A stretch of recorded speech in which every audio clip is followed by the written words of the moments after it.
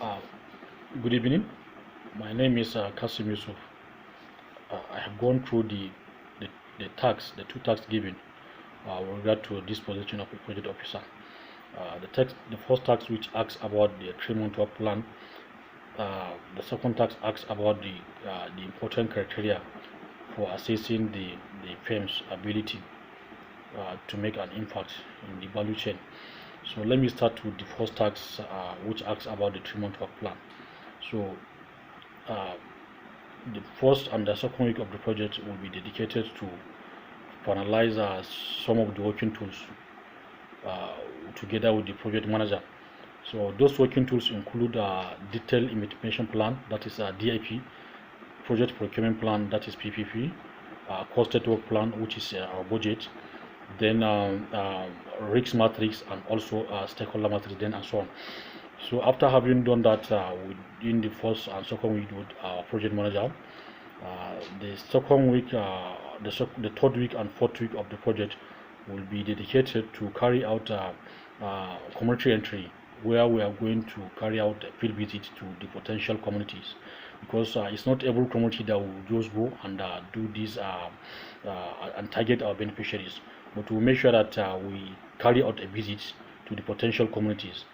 The essence of having this community entry meeting, community entry visit, is to make sure that we select the most eligible communities, the communities that are in need, and the communities that have the potential for the project.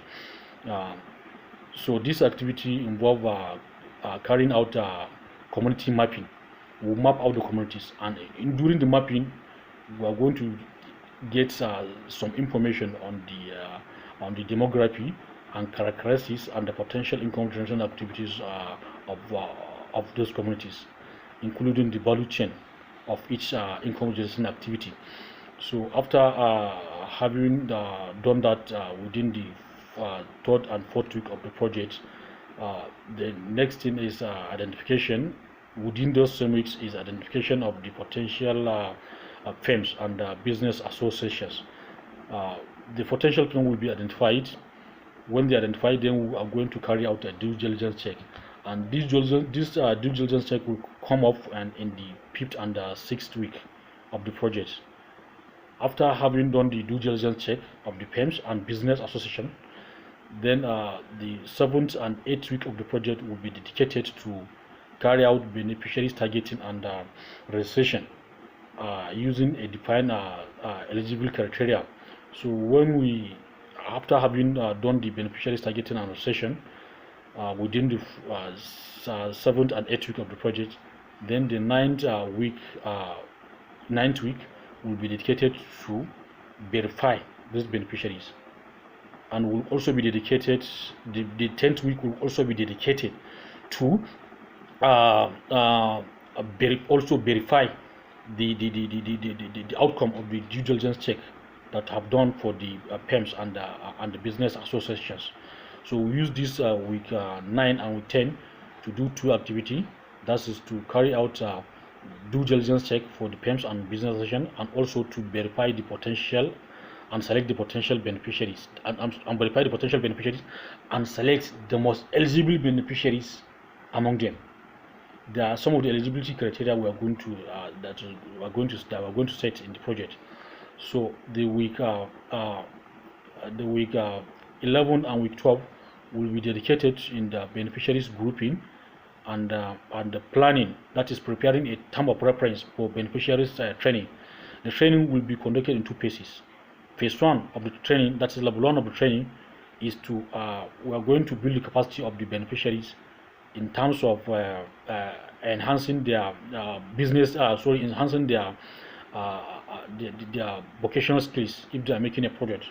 And the second phase of the training is going to be business training, which involve business management, record keeping, and so on, and business plan. We are going to do that. We are going to do this training. So the second question, which asks about the criteria, important criteria for assessing the firm's ability to make an impact.